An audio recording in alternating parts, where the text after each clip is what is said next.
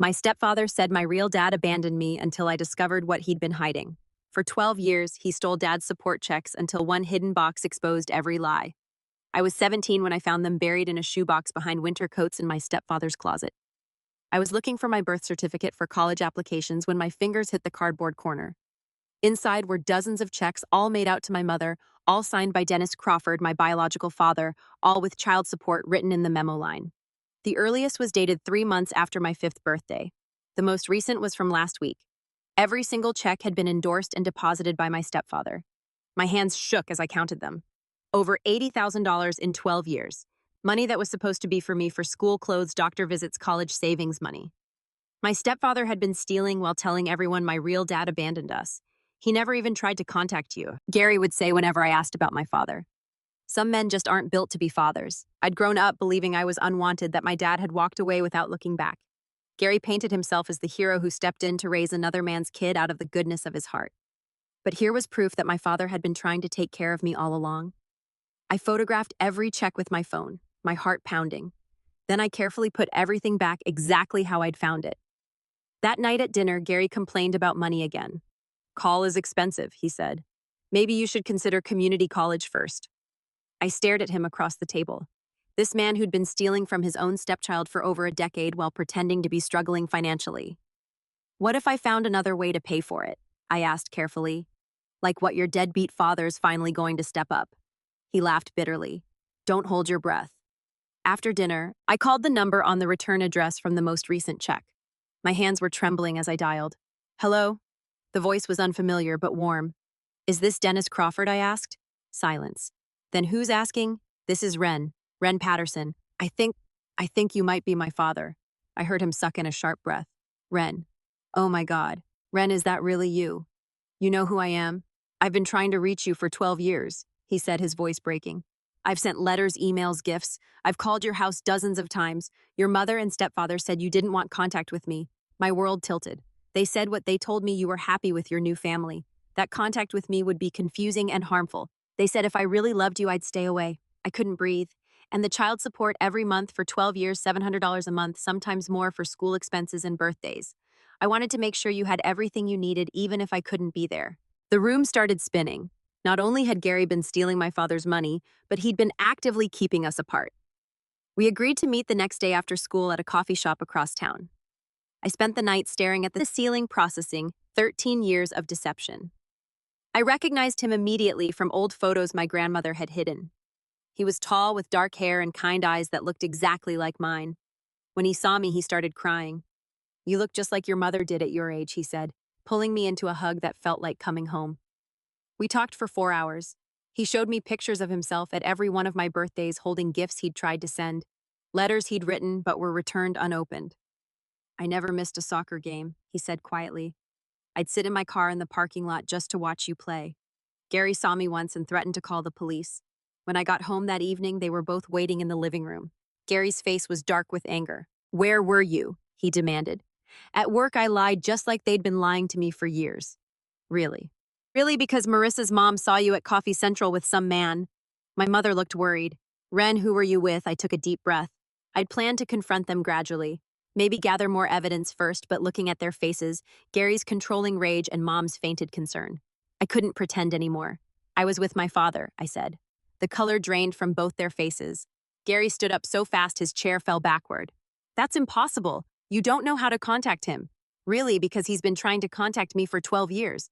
Funny how you forgot to mention that." Mom's voice was barely a whisper. "Ren, we can explain. Can you explain this?" I pulled out my phone and showed them the photos of the checks. $80,000 in child support that you've been stealing while telling me my father abandoned me. Gary lunged for my phone, but I was faster. You have no idea what you're doing." "I know exactly what I'm doing. I'm exposing a 12-year fraud." The moment those words left my mouth, I saw Gary's mask slip completely. For years, he'd been the concerned stepfather, the man who sacrificed to raise another man's child. Now I saw what my mother must have fallen for, the charm that hid something much darker underneath. "You ungrateful little whore," he snarled, and for the first time in my life, I wasn't afraid of him. "There it is," I said calmly. "The real Gary, the one who's been stealing from a child for over a decade." Mom was crying now, but I couldn't tell if it was from shock or guilt. "You don't understand. We were protecting." From what? From having a father who loved me. From the money he sent to take care of me. The house suddenly felt suffocating. All those years of Gary's lectures about responsibility and family value, all those times he'd made me feel guilty for wanting things we couldn't afford while he was literally stealing my inheritance. I remembered being 12 and begging for new cleats because mine had holes. Gary had gone on a 20-minute rant about entitled children and the value of hard work. 2 weeks later, he'd bought himself a $3,000 motorcycle. I remembered crying when my laptop died during freshman year, knowing I couldn't ask for a replacement because money was always tight. Gary had sighed dramatically and said, maybe I should get a job if I wanted nice things. That same month, he'd joined an expensive golf club. Every financial struggle we'd supposedly faced, every sacrifice I'd been asked to make, every time I'd felt guilty for wanting what other kids had, it was all, the money was there. It had always been there. From disappointment, Gary exploded, snapping me back to the present. Your father is a loser who knocked up your mother and couldn't handle the responsibility. He's been sending $700 a month for 12 years. That doesn't sound like someone who can't handle responsibility. That money was better invested in this family, Gary said, as if he was doing me a favor. I used it to improve our house, pay our bills. You benefited from it. You used it to buy yourself a boat, I shot back. And a motorcycle and that expensive watch collection. Don't pretend you were noble. Gary's face turned red. I earned that money. I'm the one who's been here every day dealing with your attitude, your problems, your needs. Your father sends a check and thinks that makes him a parent. You know what makes someone a parent? Actually wanting to be in their child's life. Something you prevented for 12 years. Mom finally found her voice.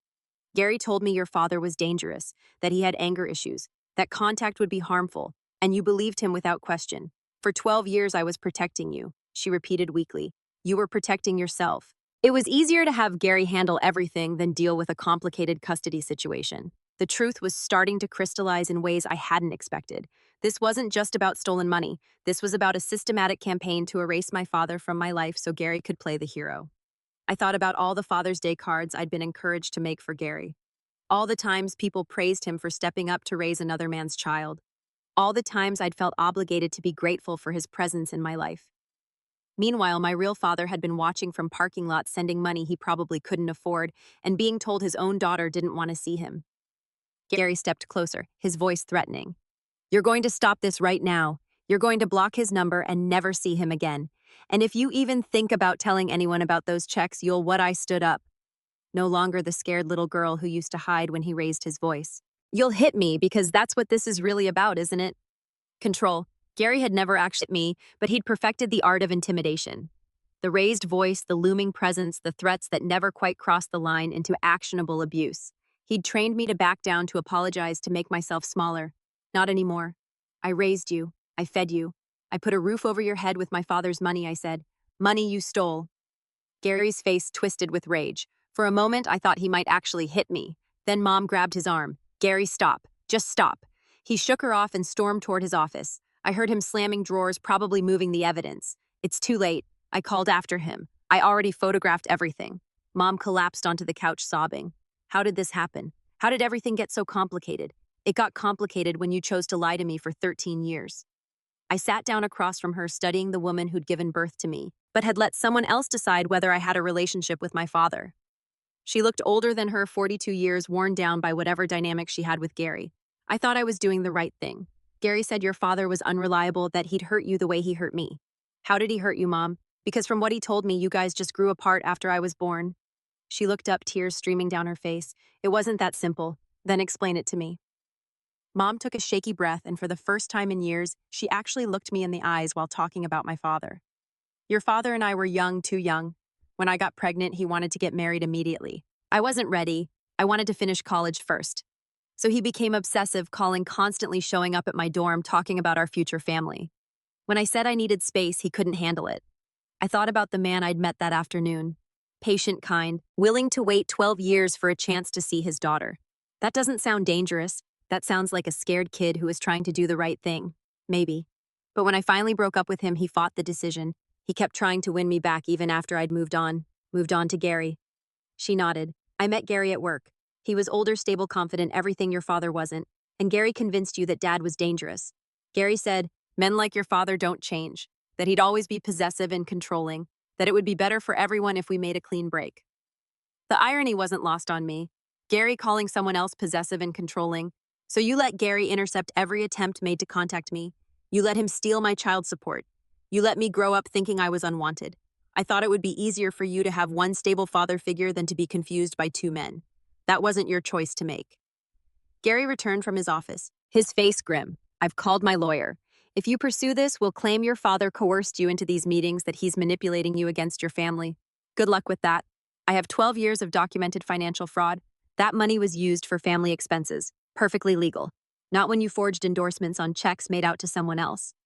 His confidence faltered slightly. Your mother endorsed those checks. My mother's name isn't on half of them. And even if it was child support, is for the child, not the stepfather's hobbies. Mom looked between us, finally understanding the full scope of what Gary had done. You forged my signature. Gary's jaw tightened only when you weren't around to sign them yourself. How many times she demanded, does it matter, we're a family, what's mine is yours. Except it wasn't yours, I said it was mine. I watched my mother's face as the reality sank in. She'd enabled this for years, sure, but she was also Gary's victim in a way. He'd manipulated her just like he'd manipulated me, just in different ways. The front door opened, and my grandmother walked in using her spare key as usual. She took one look at our faces and set down her purse. What's going on here? She asked. Before anyone could stop me, I blurted out everything. The hidden checks, the stolen money, the blocked contact with my father. Grandma's face grew darker with each revelation.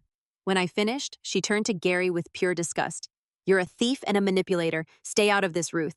This is between us and Ren. Ma, this involves my granddaughter and my late husband's money. What does Grandpa have to do with this? I asked. Grandma's eyes never left Gary's face. Your grandfather left you a college fund, $20,000. I gave it to your mother when you turned 16. My stomach dropped. What happened to it? Mom looked at Gary, who suddenly found the floor very interesting. Gary said he invested it. Mom whispered. He said it would grow better in the stock market. Which stocks? Grandma demanded.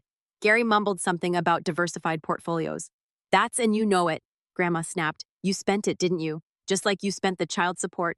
I felt something break inside me. The college fund my grandfather had carefully saved gone. Just like the child support, just like 12 years of a relationship with my father. I resent the implication. I resent having a thief in the family. Grandma cut him off. She turned to me. Pack your bags. You're coming to stay with me while we figure this out. She's not going anywhere, Gary said, moving to block the stairway. That's when I pulled out my secret weapon. While they'd been arguing, I'd been texting my father and sharing my location. The doorbell rang. Gary's face went white. You called him, I called my dad. I opened the door, and there he was with a man in a suit beside him.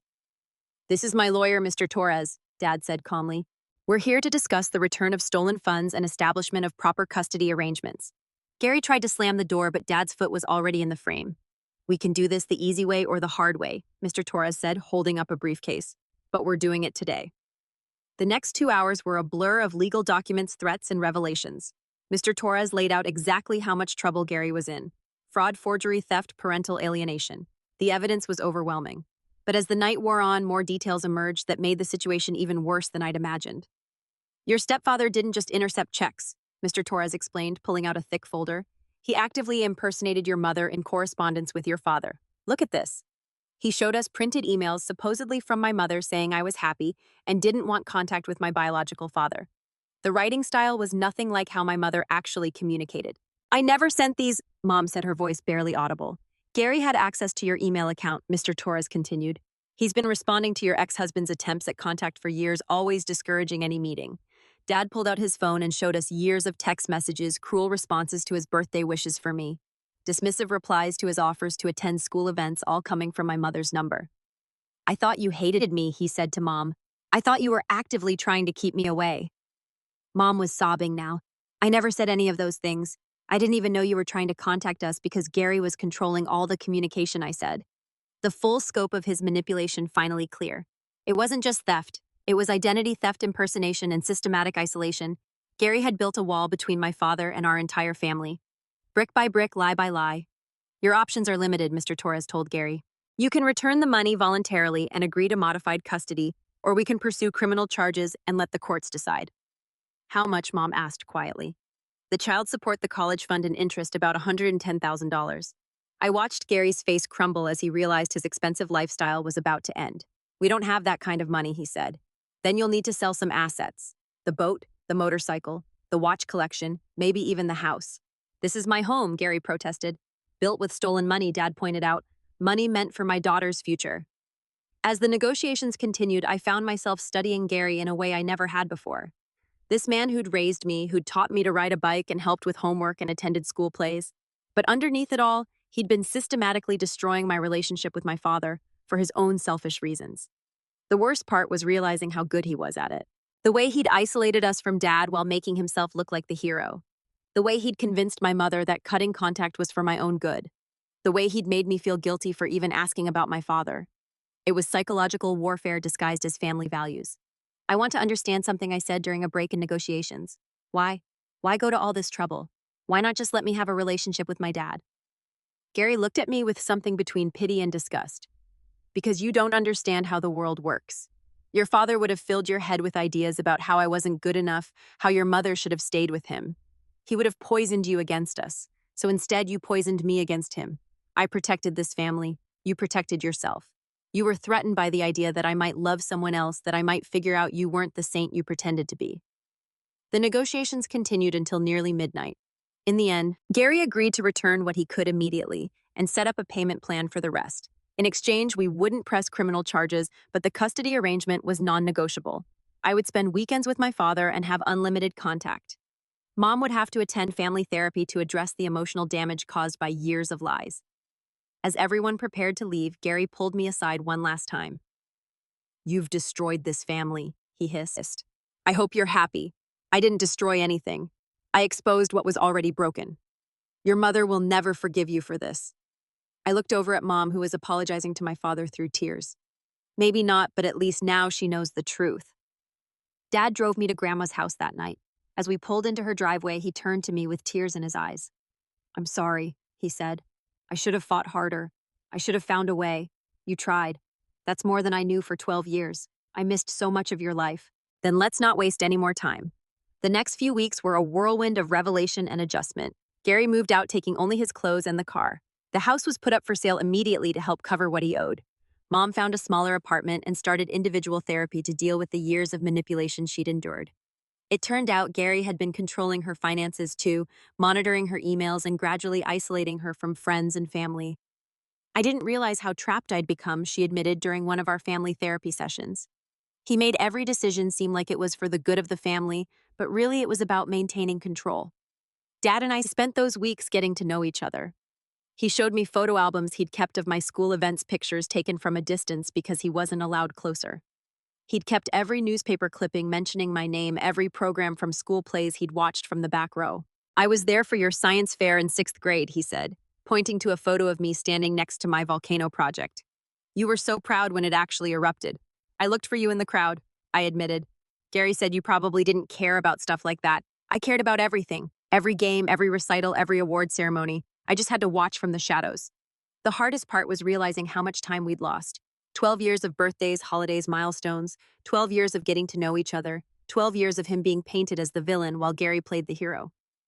But there were also beautiful discoveries like how we both loved old movies and terrible puns, how we both got anxious in crowds but energized by deep conversations, how we both had the same weird habit of reorganizing things when we were stressed. "You get that from me," he said, watching me alphabetize Grandma's spice rack while processing everything that had happened. "Your mother used to say I'd reorganize the same bookshelf 10 times when I was worried about something." 3 months after the confrontation, Gary's lawyer called. Gary wanted to meet with me privately. No lawyers, no family members, just us. Against everyone's advice, I agreed. We met at a neutral location, a coffee shop downtown, where we wouldn't run into anyone we knew. Gary looked terrible, thinner, older, with the kind of exhaustion that comes from having your whole world collapse. "I know you hate me," he started. "I don't hate you. I pity you." He flinched like I'd slapped him. "I want you to know that I really did think I was protecting you from what? From being disappointed, from being hurt. Your father." He paused, choosing his words carefully. "Your father was young and irresponsible when you were born. I thought he'd let you down eventually. And it would be better if you never got attached, so you made that decision for me. I made the decision any father would make to protect his child. You're not my father." The words hung in the air between us. For 12 years, I'd called him Dad. For 12 years, he'd been the primary father figure in my life. But blood wasn't what made him not my father. It was the lies, the manipulation, the theft of my relationship with my real dad. "I raised you," he said quietly. "You controlled me. There's a difference." We sat in silence for a while. Part of me wanted to scream at him to make him understand the depth of the damage he'd caused, but another part of me just felt sad for him. This man who'd been so threatened by my biological father that he'd spent 12 years building an elaborate lie.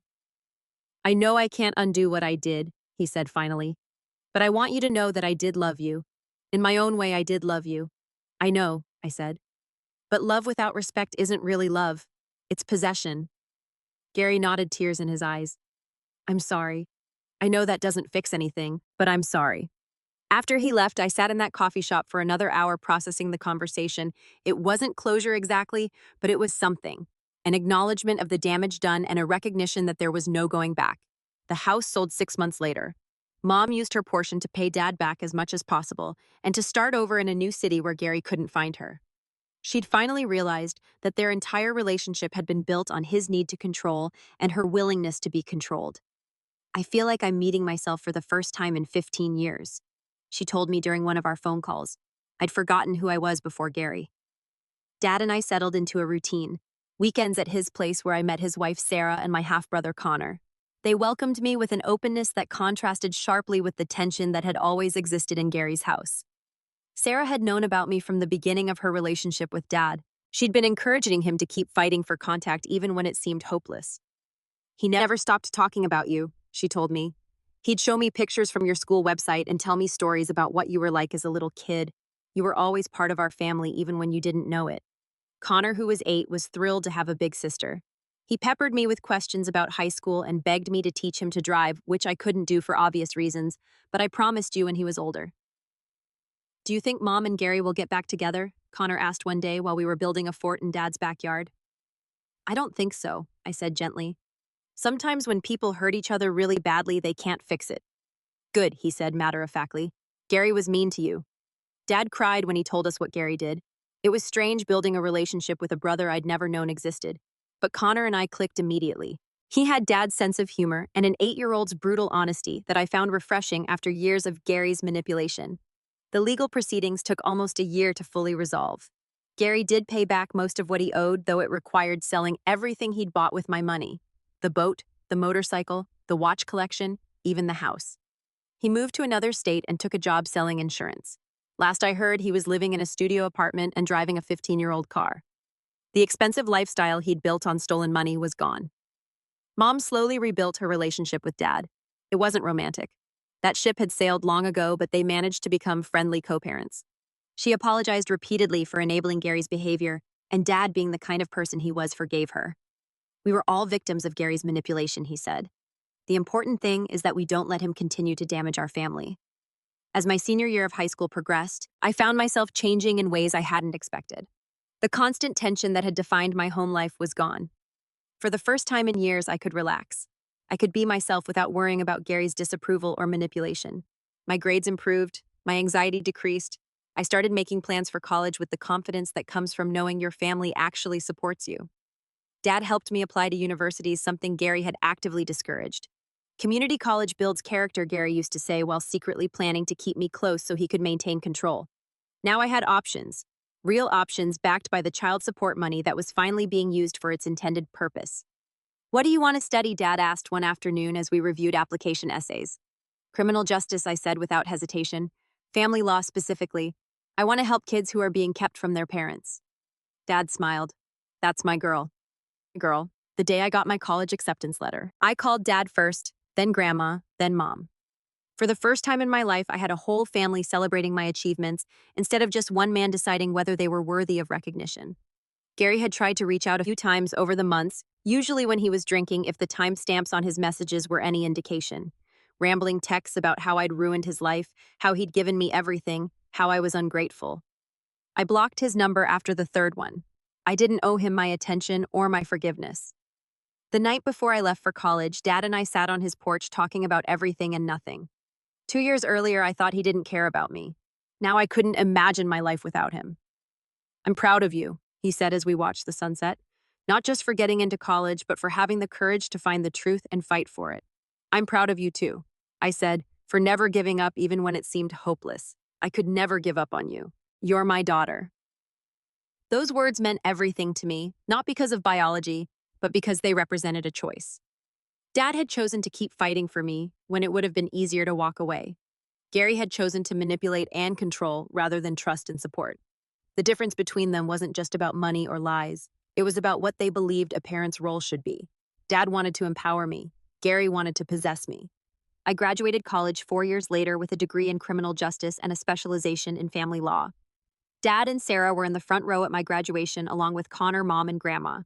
We were a non-traditional family, but we were a real family. Gary had sent a card returned to send her since I'd moved and hadn't given him my new address. My first job was with a nonprofit that helps children navigate custody disputes and parental alienation cases. I knew exactly how those kids felt.